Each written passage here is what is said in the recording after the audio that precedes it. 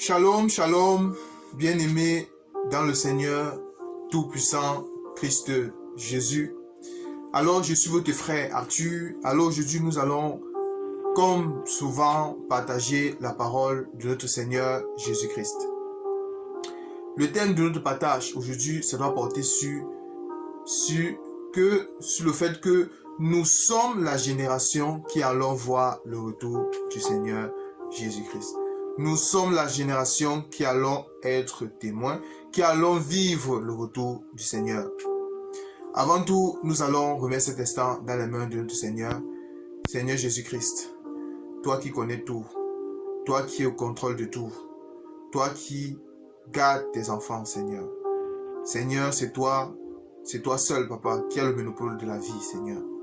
Nous savons que notre espérance est dans tes mains, Seigneur. Notre secours est entre tes mains, Seigneur. C'est pour ça, Papa, prends le contrôle, Seigneur. Sois le conducteur de toutes choses, Papa. Mène toutes choses selon ton bien vouloir, Seigneur. Et surtout, Seigneur, permets que nous soyons toujours humbles, Seigneur. Nous soyons toujours disposés à écouter ta parole, Seigneur. À mettre en pratique ta parole également, Seigneur. Parce que c'est tout ce qui compte, Seigneur. Seigneur, nous ne sommes rien, mais tout ce que nous voulons, c'est proclamer ton nom, Seigneur. Te présenter au monde en disant que d'un moment à l'autre, Seigneur, nous allons partir, Seigneur. Et nous sommes cette génération qui allons voir ton retour, Seigneur. C'est pour ça, prépare-nous davantage, Seigneur Jésus-Christ, afin que nous puissions toujours grandir, nous puissions toujours, Papa, atteindre la perfection, atteindre la maturité, comme toi tu le veux, Seigneur. Selon ton bien vouloir, toute la gloire te revient. Amen. Alors, bien-aimés dans le Seigneur, nous allons aller dans la parole. Comme nous avons dit tout à l'heure, nous sommes cette génération qui allons voir le retour du Seigneur. Alors la question qu'on doit se poser, c'est quoi cette génération? Lorsqu'on parle des générations qui allons voir le retour du Seigneur, est-ce qu'il s'agit d'une génération quelconque? Avant tout, nous allons aller dans la parole. Nous allons aller dans Matthieu chapitre 24, à partir du verset 30. Alors les signes du Fils de l'homme paraîtra dans le ciel, tous les tribus de la terre se lamenteront, et elles verront le Fils de l'homme venant sur les nuées du ciel avec puissance et une grande gloire. Il enverra ses anges avec la trompette retentissante, et ils rassembleront ses élus des quatre vents depuis l'extrémité de la terre jusqu'à l'autre. Instruisez-vous par la comparaison tirée du figuier. Dès que les branches deviennent tendres et que les feuilles poussent, vous connaissez que l'été est proche. De même, quand vous verrez toutes ces choses, sachez que le Fils de l'homme est proche à la porte. Je vous le dis en vérité, cette génération ne passera point que tout cela n'arrive. Le ciel et la terre passeront, mais mes paroles ne passeront point. Pour ce qui est du jour et de l'heure, personne ne le sait, ni les anges des cieux, ni le Fils, mais le Père seul, bien-aimé. Bon, nous sommes cette génération qui allons voir le retour de notre roi de gloire, le glorieux grand maître Christ Jésus, notre Seigneur. Alors, bien-aimé dans le Seigneur, la question qu'on doit se poser est de savoir que veut dire lorsque le Seigneur Jésus dit que cette génération ne passera point que tout cela n'arrive. Que voulait-il dire? Que voulait dire le Seigneur? Parce que nous avons toujours dit dans cet évangile que notre Seigneur, il avait cette capacité, il avait le langage de notre Seigneur. Notre Seigneur Jésus-Christ, il avait l'habitude de parler en parabole. C'est-à-dire, vous savez, les paraboles, ça cache beaucoup de vérité. Il faut avoir l'interprétation des paraboles pour avoir la vie, bien aimé. Parce que lorsque vous avez le songe, il faut avoir l'interprétation du songe. Lorsque le Seigneur Jésus disait dans sa parole ici aux disciples que cette génération ne passera point sans que son retour soit imminent, bien-aimé. Que voulait-il dire? S'agissait-il d'une génération simple, qu'on peut dire, par exemple, une génération peut-être qui peut faire 100 années? Non, bien-aimé. La génération que le Seigneur parlait ici, là, il ne faut pas le comprendre en français. Il ne s'agissait pas d'une génération 100 ans. Non. La génération selon les Écritures, selon la pensée de Jésus-Christ, quand il disait cette Écriture, il parlait des temps de la fin, bien-aimé. la génération, lorsque nous disons que nous sommes la génération qui allons voir le retour du Seigneur Jésus-Christ, il s'agit de quelle génération? Il s'agit des temps de la fin, bien-aimés. Il s'agit des derniers jours. Parce que beaucoup de personnes confondent les temps de la fin ou derniers jours avec la fin du monde. Ce n'est pas du tout pareil. C'est pas la même chose. Nous sommes la génération qui allons voir le retour de Jésus-Christ. C'est-à-dire, nous sommes la génération des temps de la fin. Bon, la génération qu'on parle ici, il s'agit des temps de la fin ou encore des derniers jours. C'est-à-dire, c'est le temps de la fin, la génération qu'on parle ici, c'est-à-dire ça a commencé de la croix et ça doit aller jusque l'enlèvement de l'église. C'est ça la génération que le Seigneur Jésus-Christ parlait, bien aimé. C'est-à-dire le temps de la grâce en d'autres termes. Les derniers jours, ce n'est pas pareil. Ce n'est pas pareil que la fin du monde. Parce que, je vais dire quelque chose peut-être qui va choquer beaucoup de personnes. Parce que dans cet évangile, nous croyons que nous sommes de la même génération que les Pierre. Nous sommes la même génération que les Paul. Nous sommes la même génération que les Jacques. Nous sommes la même génération que les disciples de Jésus, les apôtres du Seigneur. Lorsqu'on parle de génération, ça ne veut pas dire génération, ça ne veut pas dire une période spécifique, non, ça ne veut pas dire une génération que on est né au même moment, on a grandi, non, c'est pas ça, nous ne sommes pas là. Bon, lorsqu'on parle de génération, c'est-à-dire ça a commencé à la croix, c'est-à-dire les derniers jours, ça va jusque l'enlèvement de l'église, selon la définition à la lumière de la parole que nous avons donnée de génération. Bien aimé. Bon, nous sommes de la même génération que les apôtres. C'est-à-dire cette génération qui va de la croix jusqu'à l'enlèvement de l'église. Nous formons la génération, bien aimé. Bon, il ne faut pas confondre les derniers jours et la fin du monde. Nous ne sommes pas encore à la fin du monde. Parce qu'il y a encore le monde devant, il y a encore beaucoup de choses qui doivent se passer. Nous ne sommes pas encore à la fin du monde. Mais nous sommes à la fin des temps. Nous sommes dans les derniers jours. Alors, si nous prenons, nous allons essayer de parler un peu des derniers jours. Nous allons prendre Daniel. Daniel chapitre 12. Daniel chapitre 12, à partir du verset 4. Toi, Daniel, tiens secret ces paroles et scelle le livre jusqu'au temps de la fin. Plusieurs alors le liront et la connaissance augmentera, bien-aimé. Bon, lorsque le Seigneur, vous savez, Daniel, c'était le prophète Daniel. Quand Jérusalem avait été, le Seigneur avait livré Jérusalem dans les mains de Nabuchodonosor. Et du coup, les Juifs, ils avaient été déportés à Babylone. Maintenant, parmi les déportés, parmi les Juifs déportés, il y avait aussi Daniel et ses amis. Maintenant, le Seigneur avait livré Jérusalem. Normalement, la sentence, quand Jérusalem s'était détourné du Seigneur, la sentence devait durer 70 années. Mais 70 années passées, Daniel, il est tombé sur les écritures du prophète Jérémie, qui disait, où Jérémie avait écrit que Jérusalem serait libéré après 70 années. Maintenant, 70 années passées, Daniel constate que son peuple, parce que Daniel, maintenant, quand il mettait sa prière, il représentait maintenant tout le peuple, bien aimé. Quand il a mis sa prière, il a prié le Seigneur, pourquoi est-ce que les 70 années sont passées, mais son peuple continue toujours à être dans les douleurs. C'est là maintenant que le Seigneur avait envoyé l'ange, bien aimé, l'ange Gabriel, pour pouvoir amener la réponse à Daniel. Bon, c'est pas notre enseignement. Nous comprenons que cet ange avait été calé pendant 7 jours. Ce qu'on ne peut pas, c'était 7 jours. Il a été calé pendant une semaine, bien aimé, par l'entité qui régnait dans ce territoire-là, le roi de Perse. C'est pas notre enseignement, bien aimé. Mais le Seigneur avait envoyé Daniel pour ouvrir l'intelligence à Daniel. Parce que Dieu, il avait révélé beaucoup de choses à Daniel. Bien avant même l'apôtre Jean, il y a beaucoup de choses que l'apôtre Jean avait vues, que Daniel avait déjà vues. Mais le Seigneur avait demandé à Daniel de sceller le livre de la prophétie jusqu'au temps de la fin, bien aimé. Bon, le livre devait être scellé jusqu'au temps de la fin. Et le temps, et plusieurs le liront et la connaissance augmentera. Bon, pour que le peuple puisse lire, pour que la connaissance puisse augmenter, il faut que nous soyons dans les temps de la fin, bien-aimés. Dans le temps de la fin. Bon, ce livre avait été scellé par la recommandation du Seigneur. Mais le temps de la fin arrivé, le livre devait être décellé. Nous allons voir que seul Dieu seul pouvait déceler ce livre.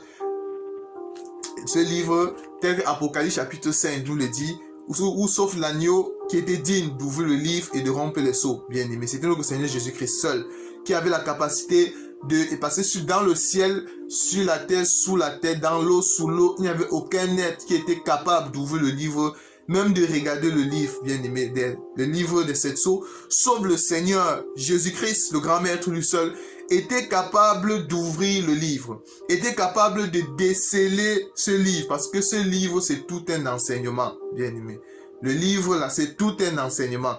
Lorsqu'on parle de livre, ne voyez pas seulement livre physique, non, c'est tout un enseignement, le livre des sept sceaux, bien aimé. Vous n'en croyez pas? Bon, seul le Seigneur Jésus-Christ qui était capable de déceler ce livre, bien aimé. Bon, nous voyons que maintenant, nous sommes dans le temps de la fin. Bon, le temps de la fin, c'est encore le temps de la grâce, c'est-à-dire la génération que nous vivons. Si nous allons dans Hébreux chapitre 1er, Hébreux chapitre 1er, à partir du verset... Hébreux chapitre 1er, à partir du verset 1er également. Après avoir autrefois, à plusieurs reprises et à plusieurs manières, parlé à nos pères par les prophètes. Bon, on nous dit que autrefois, Dieu parlait à nos pères par les prophètes. Bon, c'était le temps des prophètes.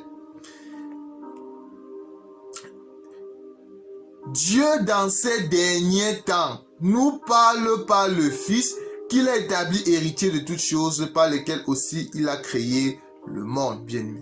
Bon, autrefois, Dieu parlait à nos pères par les prophètes. Maintenant, dans les derniers jours, vous voyez, dans les derniers jours, c'est-à-dire que dans cette génération, qui allons être témoins, qui allons voir le retour du Seigneur, de notre glorieux roi, notre roi, Dieu nous parle par le Fils, bien aimé. Dieu nous parle par le Fils, c'est-à-dire le temps de la grâce, bien aimé. C'est ça la génération. Le Seigneur Jésus dit, quand il dit dans Matthieu chapitre 24, que cette génération ne passera pas sans qu'on ait vu le retour du Seigneur. Bon, la génération ici, c'est c'est le temps de la grâce. C'est tout un temps où il y a la grâce, bien aimé. C'est ça la génération que nous parlons. C'est-à-dire, ça va de la croix jusqu'à l'enlèvement de l'église. C'est ça cette génération. C'est pour ça que ce soit les Paul, que ce soit les Pierre, tous les apôtres, Jacques, tout ça, nous sommes de la même génération. C'est-à-dire la génération de la grâce. La génération de la grâce, c'est-à-dire le temps des nations. C'est le moment où Dieu a tourné son visage. Il a tourné son visage. Il a laissé Israël de côté pour un moment. Et maintenant, il regarde maintenant, il s'est tourné vers les nations. Il veut donner la grâce, bien aimé. C'est ça les temps de la fin. C'est ça les derniers jours. À ne pas confondre avec la fin du monde. Vous voyez? C'est pour ça que nous avons toujours dit, bien aimé dans le Seigneur, Dieu n'est pas trois. Dieu n'est pas trois. Parce que, dommage, nous disons toujours, nous n'avons rien contre les trinitaires. Mais c'est quelque chose de vrai. Parce que les trinitaires, ils vont nous présenter un Dieu en trois personnes. Ils vont nous dire qu'il existe Dieu le Père, Dieu le Fils, Dieu le Saint-Esprit. Un Dieu en trois personnes. Déjà, l'Esprit n'est pas une personne. Lorsqu'on dit Dieu est on dit le Père, le Fils et le Saint-Esprit, ça ne veut pas dire qu'ils sont trois, bien-aimés. Ça ne veut pas dire qu'ils sont trois. Parce que nous comprenons que lorsqu'on n'a pas la révélation, c'est très facile de tomber dans le piège de la Trinité. C'est très facile de dire que non, c'est la Trinité, ils sont trois. Pire encore, j'ai entendu un pasteur reconnu, bien aimé. Ce pasteur dit ceci, que Jésus partage le trône avec Dieu, avec le Père. Que Jésus partage le trône avec le Père. Là, bien aimé, ce pasteur a tapé à côté. Il a tapé à côté, bien aimé. Lorsque j'ai compris ça, j'ai dit, oh là là, Dieu, bien aimé, nous avons toujours dit, Dieu ne s'apprend pas dans une école théologie. Dieu ne s'apprend pas dans une école théologie, bien aimé. Le maître se révèle. Dieu se révèle, bien aimé. Il se révèle à ses enfants. Il se révèle à qui il veut. Ça ne dépend pas de qui veut. Ça ne dépend pas de qui court. Mais ça dépend de Dieu seul, bien aimé. Ce pasteur reconnu, je ne vais pas citer son nom, il dit que Jésus partage le trône avec le Père. Bien aimé. Nous comprenons que beaucoup de gens ont manque de révélation. Lorsqu'on dit Dieu, on dit que le Père, le Fils et le Saint-Esprit, ça ne veut pas dire qu'ils sont trois. Ce sont les trois temps de Dieu, bien-aimés. C'est un seul Dieu, mais seulement Dieu. La Bible nous dit dans Hébreu, autrefois, Dieu est le même, hier, aujourd'hui et éternellement. Hier, aujourd'hui et éternellement. Le autrefois de Dieu, c'était le hier de Dieu. Le autrefois de Dieu, c'était le hier de Dieu. Autrefois, à plusieurs reprises et à plusieurs manières, Hébreu chapitre 1er à partir du verset 1er. Après avoir autrefois et à plusieurs reprises et à plusieurs manières parlé à nos pères par les prophètes. Bon, le hier de Dieu, lorsqu'on dit que Dieu est le même hier, aujourd'hui, éternellement, le Père, le Fils, le Saint-Esprit, ça ne veut pas dire qu'ils sont trois. Ça veut dire que le hier de Dieu, c'est le autrefois de Dieu. En d'autres termes, le Père. Le Père. Le hier de Dieu, Dieu parlait par les prophètes. Le hier de Dieu, c'était le Dieu d'Israël. Le hier de Dieu, c'était quand Dieu, c'était le temps de la férocité, la loi. La loi. La loi du talion. Œil pour œil, dent pour dent. Ça ne veut pas dire qu'ils sont trois. C'était ça le hier de Dieu. C'était quand le Père, c'était quand Dieu était dans ça. C'était la férocité, c'était la loi. Parce que la loi était ténébreuse. Lorsqu'on parle de ténèbres ici, ne voyez pas ténèbres comme Satan. Non. Parce que tout ténèbre dans la Bible n'est pas Satan, bien aimé. Lorsqu'on parle de ténèbres ici, ce n'est pas Satan. Ce n'est pas Satan. La loi était ténébreuse dans le sens où ça ne donnait pas la vie. C'est ça le hier de Dieu. Dieu a parlé à nos pères par les prophètes. Maintenant, le aujourd'hui de Dieu. C'est quoi le aujourd'hui de Dieu? Parce qu'on nous dit cela, verset 2. Dieu dans ces derniers temps. Pour ça dit, nous, dans les derniers temps, Dieu nous parle par le Fils. C'est-à-dire, pour écouter Dieu. Pour écouter Dieu. Pour avoir, la Bible nous dit que celui qui n'a pas le Fils n'a non plus le Père. C'est-à-dire, pour écouter Dieu, il faut avoir le Fils, bien-aimé.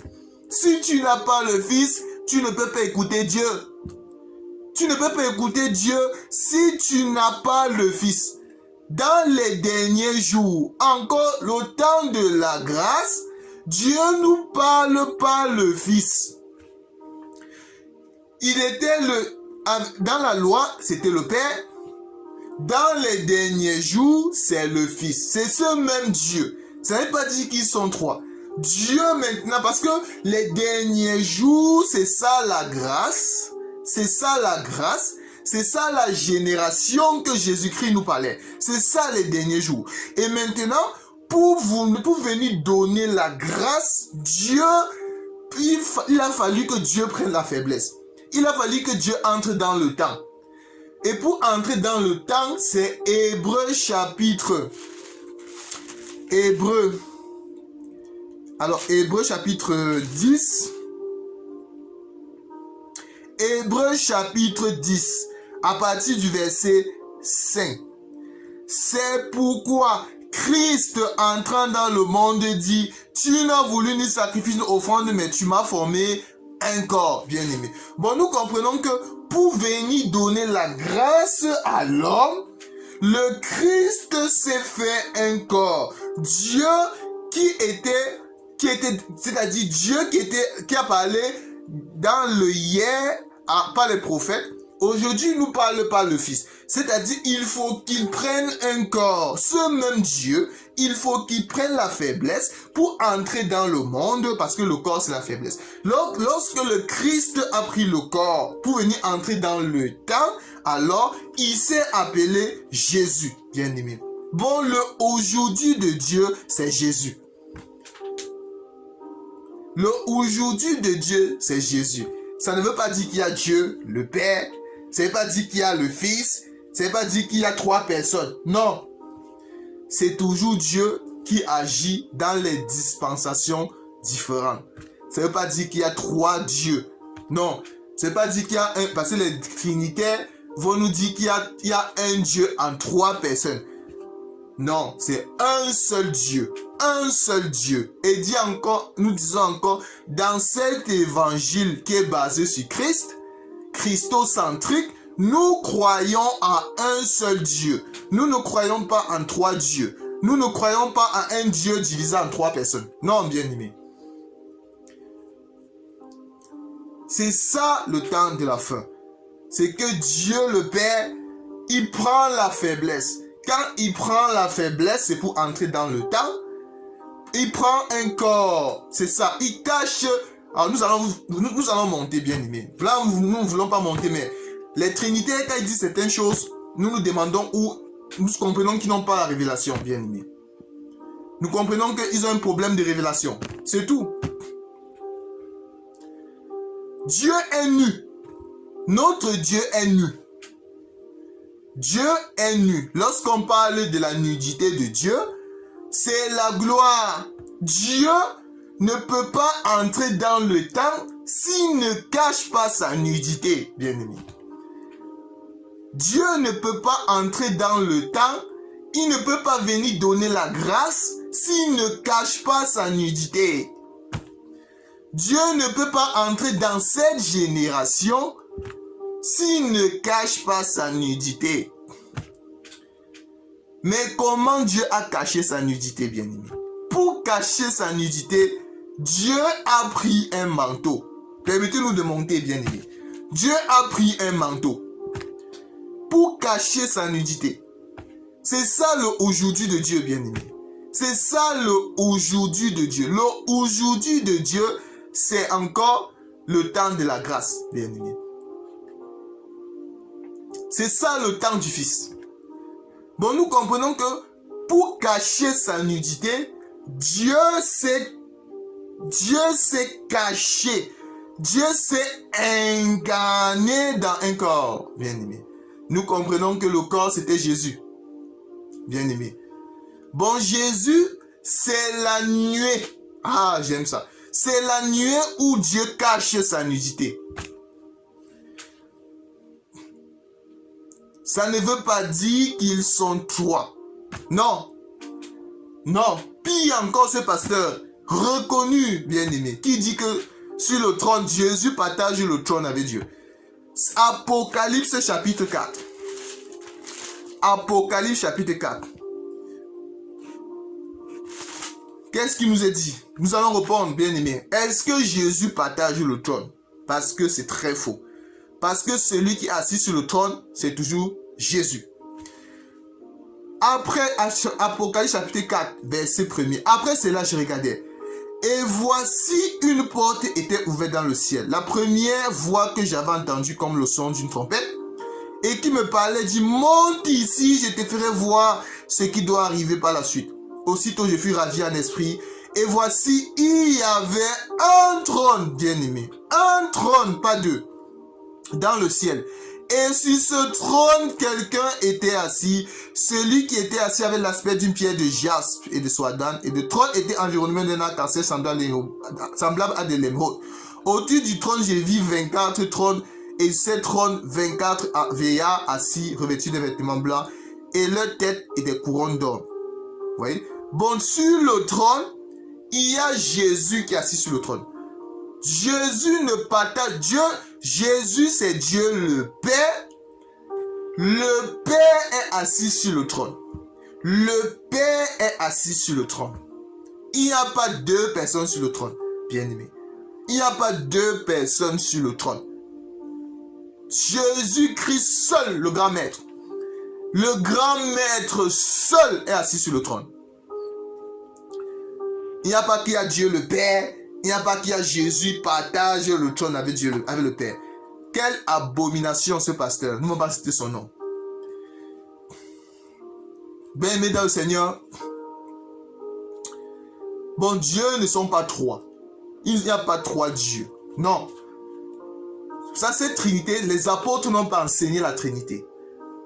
Jésus n'a pas parlé de la Trinité. Jésus a dit, moi et le Père, nous sommes un, bien-aimés. Ce qui choque beaucoup de gens, c'est que ils ne voient pas cela. Dieu est dans la loi. C'était le Père. Maintenant, dans la grâce, lorsque Dieu prend la faiblesse, lorsqu'il cache sa nudité, il prend un corps pour entrer dans le temps, dans le monde, alors il devient fils. Nous avons déjà fait un enseignement là-dessus. Dieu prie Dieu. Nous avons fait déjà un enseignement là-dessus. Si vous suivez l'enseignement, vous allez comprendre. Nous avons déjà expliqué ces choses, bien aimés. Bon, ils ne sont pas trois. Pour ça, dans les derniers jours, c'est-à-dire la génération, cette génération-ci, celui qui va aller au ciel doit avoir le Fils. Doit avoir le Fils. Si tu n'as pas le Fils, tu ne peux pas être sauvé. Si tu n'as pas Christ Jésus, tu ne peux pas être sauvé. Si tu n'as pas l'esprit de Christ, tu ne lui appartiens pas. Pour être sauvé, il faut avoir l'esprit de Christ. Il faut avoir le Seigneur. Pour aller en l'enlèvement de l'Église, il faut avoir Christ. Dieu parle par le Fils. C'est-à-dire, dans tout ce qui sort de la bouche de Jésus, c'est Dieu, bien-aimé. C'est Dieu. La Bible nous dit que toute la plénitude de Dieu est en Jésus. C'est tout simplement parce que il s'est incarné, bien-aimé. Il s'est incarné dans le corps, dans la nuée, bien-aimé. Dans la nuée. Mais beaucoup de gens n'arrivent pas à comprendre cette réalité-là. N'arrivent pas à voir ces choses. Mais nous croyons que le Seigneur va faire grâce pour qu'il puisse voir ces choses que nous voyons aujourd'hui, bien-aimés. Vous savez, avant aussi, que lorsqu'on n'avait pas la révélation, on croyait à cette Trinité. Mais lorsque le Seigneur te retire les écailles dans les yeux, tu te rends compte de beaucoup de choses, bien-aimés. Ça, c'est la toute-puissance de notre Papa. C'est la toute-puissance de notre Seigneur. Dieu n'est pas trois, bien-aimés. Sur le trône, il y a un seul Dieu, Jésus-Christ, bien-aimé. Jésus-Christ, il est assis sur le trône. Et maintenant, au milieu du trône, on nous parle maintenant, il est au milieu. Maintenant, autour du trône, il y a 24 trônes. Ce sont ce qu'on appelle les 24 anciens. C'est-à-dire le trône des 24 anciens. Nous avons déjà montré que lorsqu'on parle les 24 anciens ou encore les 24 vieillards, c'est l'église, c'est nous qui allons adorer Dieu au ciel. Pour l'instant, les 24 vieillards ne sont pas encore au ciel. Ils ne sont pas encore au ciel, bien-aimés. Les 24 vieillards ne sont pas encore au ciel. Ils seront, nous serons au ciel. Parce que je crois que j'irai au ciel. Bon, c'est ma foi. Bon, bien-aimés dans le Seigneur, c'est important de savoir cela. Parce que il y a certaines personnes qui chantent les musiques du genre, les 24 vieillards sont autour du trône, ils adorent Dieu. Ils ne sont pas encore. Pour l'instant, personne n'est encore au ciel. Le ciel encore, que ce soit le ciel ou l'enfer, Le ciel, personne n'est encore, sauf Dieu et ses anges qui sont au ciel. L'enfer existe, mais l'enfer n'est pas encore ouvert. Non. L'enfer est là, mais ce n'est pas ouvert. Ceux qui meurent en Christ, ils vont aller se reposer dans le lieu de repos qui est le sein d'Abraham. Et ceux qui meurent sans Christ, ils vont aller dans le lieu du tourment. C'est ça. En attendant maintenant l'enlèvement de l'église, maintenant ceux qui vont aller en enlèvement, maintenant c'est une salle d'attente pour l'enlèvement de l'église, le sein d'Abraham. Bien aimé. Bon, les 24 vieillards ne sont pas encore au ciel. Parce que je crois que je ferai partie des 24 vieillards. Bien aimé. Bon, c'est très important de savoir ces choses. Très important de savoir ces choses-là. Bien aimé. Bon, les temps de la grâce, c'est ça, cette génération. Lorsque le Seigneur Jésus disait que cette génération ne passera pas sans que le Fils de l'homme soit de retour, il parlait des temps de la fin. Bien aimé. Il parlait des derniers jours. À ne pas confondre avec la fin du monde. Nous ne sommes pas encore à la fin du monde. Parce qu'il y a encore beaucoup d'étapes, bien aimés. La fin du monde n'est pas encore là. Mais nous sommes dans les derniers jours, bien aimés. Et lorsque le Seigneur Jésus disait, nous allons profiter pour répondre à cette question aussi qui nous a été posée. Lorsque Jésus disait que personne ne sait le jour de l'enlèvement. Personne, même pas les anges, même pas le Fils. Est-ce que le Christ ne savait pas le jour de l'enlèvement? C'est la question que beaucoup de gens se posent. Jésus, en réalité le Christ savait le jour de l'enlèvement. Vous savez, mais ici nous comprenons que Dieu a parlé en parabole, bien-aimé. Il a caché, bien-aimé. Il a caché. Vous savez, les paraboles, quand Dieu parle en parabole, il cache. Vous savez, les paraboles, entre guillemets, c'est le mensonge de Dieu. Confondez pas mensonge avec mensonge des hommes. Lorsqu'on parle du mensonge de Dieu, c'est-à-dire c'est le fait que Dieu parle en parabole, bien-aimé. En réalité, Dieu, il sait bien le jour de l'enlèvement. Il sait le jour de l'enlèvement. Mais imaginez-vous que Jésus disait aux apôtres, apôtres, l'enlèvement de l'église aura lieu. J'ai dit, imaginons, hein, c'est une imagination. L'enlèvement de l'église aura lieu en 2050.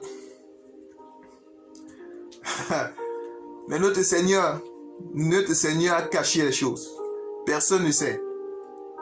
Mais en réalité, le Christ qui est l'Esprit éternel, il savait.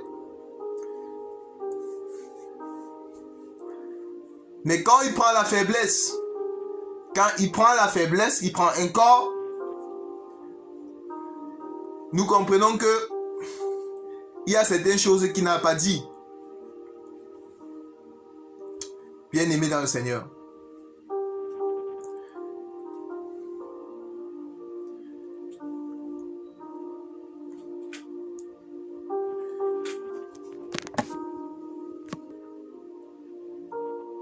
Alors, si nous venons dans Matthieu 24, à partir du verset 14, cette bonne nouvelle du royaume sera prêchée dans le monde entier pour servir de témoignage à toutes les nations. Alors viendra la fin, bien aimé. C'est-à-dire, alors il y aura l'enlèvement de l'église. La bonne nouvelle que le Seigneur Jésus dit qui sera prêchée dans toutes les extrémités de la terre. C'est quoi l'extrémité de la terre, bien aimé? L'extrémité de la terre, c'est quoi? Vous savez, on vous dit dans la parole, il faut toujours comprendre les langages. L'extrémité de la terre ne signifie pas l'Amazonie. L'extrémité de la terre, ça ne veut pas dire la Mongolie. Ça ne veut pas dire dans une forêt éloignée, c'est pas ça l'extrémité de la terre. Pour comprendre c'est quoi l'extrémité de la terre, Jean, bien aimé. Jean chapitre 10. Jean chapitre 10, verset 16. J'ai encore d'autres brebis qui ne sont pas de cette bergerie. Celles-là, il faut que je les amène. Elles entendront ma voix et il y aura un seul troupeau, un seul berger, bien aimé. Bon, nous comprenons que l'extrémité de la terre, il s'agit pour que l'enlèvement de l'Église arrive, il faut que la bonne nouvelle du royaume soit prêchée dans toute l'extrémité de la terre. L'extrémité de la terre, c'est quoi? Comme nous avons dit tout à l'heure, ce n'est pas le fait, ce n'est pas dans une forêt, ce n'est pas dans l'Amazonie, mais il s'agit du dernier élu que Dieu a prédestiné, que Dieu a connu avant la fondation du monde, quand cette brebis qui est encore hors de la bergerie, quand il doit entrer dans la bergerie, c'est en ce moment que on n'aura que l'extrémité de la terre sera atteinte. Bon, l'extrémité de la terre, c'est quand la dernière brebis que le Seigneur qui a la sémence de Dieu doit entendre l'enseignement. Quand il doit entendre l'enseignement, doit être transformé par l'enseignement. En ce moment, il doit entrer dans la bergerie. C'est-à-dire cet homme ou cette femme qui a été connu d'avance par le Seigneur. C'est ça l'extrémité de la terre. Quand la dernière brebis qui est encore dans le monde, c'est pour ça que nous avons toujours dit dans cet évangile, parmi les païens, j'ai bien dit parmi, je n'ai pas dit tous les païens, ce n'est pas tous les païens qui iront en enfer. Parce que parmi eux, il y a aussi ceux qui ont la sémence de Dieu, mais ils sont encore dans le monde. Ils sont encore les brebis perdues. Quand ils vont écouter l'enseignement, quand le moment que Dieu avait mis, selon son bien vouloir, quand ils vont écouter l'enseignement, le moment que le Seigneur avait mis qu'ils vont se convertir, le Seigneur va les ramener dans la bergerie. C'est pour ça qu'aucun enfant de Dieu ne peut se perdre, bien-aimé. Bon, c'est ça l'extrémité de la terre. Bon, lorsqu'on parle de l'extrémité de la terre, ne voyez pas Amazonie, ne voyez pas forêt. Non, c'est-à-dire le dernier élu. Quand le dernier élu que Dieu a connu d'avance, dès la fondation du monde, doit entrer dans l'arche de Noé, parce que nous croyons que l'arche de Noé, c'est l'enlèvement. Les animaux que Dieu a attirés dans l'arche de Noé, nous voyons que ce sont les élus. Ce sont, parce que vous voyez animaux dans la révélation, nous voyons que ce sont les hommes. Parce que l'arche de Noé, les animaux qui sont quittés ou du champ, de la forêt. Mais la Bible nous dit que, si nous voyons la parabole, si nous prenons Matthieu chapitre, la parabole du blé et des livrets, dans Matthieu chapitre 13, on nous dit que le champ, c'est le monde. Bon, nous comprenons que le Seigneur Jésus, Dieu a attiré les animaux. Ces animaux-là, c'était quoi? C'était tout un peuple qui avait été rejeté, qui était dans le monde, qui avait la sémence de Dieu, que Dieu a attiré dans l'arche, bien aimé. Parce que l'arche, c'est l'enlèvement. L'arche, c'est l'enlèvement, bien aimé. C'est quand le dernier animal doit entrer dans l'arche. C'est en ce moment que Dieu va fermer l'arche. Dieu ne peut pas fermer l'arche si le dernier animal n'est pas entré dans l'arche. C'est quand Noé et ses 8 entrent dans l'arche, les animaux, ceux qui ont été élus, nous ferons un enseignement là-dessus, les élus pour l'arche de Noé, ceux qui ont été élus pour l'arche de Noé, quand ils entrent dans l'arche, Dieu maintenant ferme l'arche. Et maintenant, Dieu fait pleuvoir. Et quand la pluie tombe, maintenant, ça fait bouger l'arche, bien-aimé. C'est ça, l'enlèvement de l'église, bien-aimé. C'est ça, l'enlèvement de l'église, bien-aimé. Ça nous avons toujours dit, il n'y a aucun enfant de Dieu qui doit se perdre. C'est pas possible, bien-aimé. Bon, il fallait faire cette différence entre le temps de la fin et la fin du monde. Mais nous sommes la génération qui allons voir le retour de notre Seigneur Jésus-Christ, bien-aimé. C'est nous. Nous allons voir son retour. Nous allons dire que cette génération, ça part de la croix jusqu'à l'enlèvement de l'église, bien-aimé, dans le Seigneur. Alors, bien-aimé dans le Seigneur, le retour de notre Seigneur Jésus-Christ est imminent, bien-aimé. Tous les enfants du Seigneur Jésus-Christ, ceux qui ont les yeux, que le Seigneur les a donné les yeux de voir, que ce soit dans la révélation, que ce soit dans la doctrine, que ce soit dans la prophétie, la connaissance, nous voyons tout ce que le Seigneur avait annoncé est en train de se réaliser, bien-aimés dans le Seigneur. Et nous sommes en train de vivre ces choses. C'est pour ça que la parole de Dieu nous dit de veiller, que le jour du Seigneur viendra comme un voleur. Mais la Bible nous dit que dans 1 Thessaloniciens, que nous ne sommes pas dans les ténèbres pour que ce jour nous surprenne, bien-aimés. Mais le jour du Seigneur, ça ne pourra pas nous surprendre parce que nous sommes les enfants de lumière en Yeshua, Mashiach, notre Seigneur. Amen. Seigneur Jésus-Christ, merci pour cet enseignement, Seigneur. Merci parce que tu as voulu que nous partagions cela aujourd'hui, Seigneur. Béni soit ton nom, Papa Yahweh. Fortifie-nous davantage, sois avec nous comme tu l'as toujours été, et que toute la gloire te revienne, Seigneur. Bénis mon frère, bénis ma soeur. Amen. Soyez bénis, bien-aimés dans le Seigneur. Maranatha, notre Seigneur Jésus-Christ revient bientôt. À la prochaine, selon que le Seigneur Jésus aura voulu. Je vous aime beaucoup, portez-vous bien, et que le nom glorieux de notre Seigneur Jésus-Christ soit avec vous. Maranatha, Maranatha. Merci Seigneur Jésus-Christ.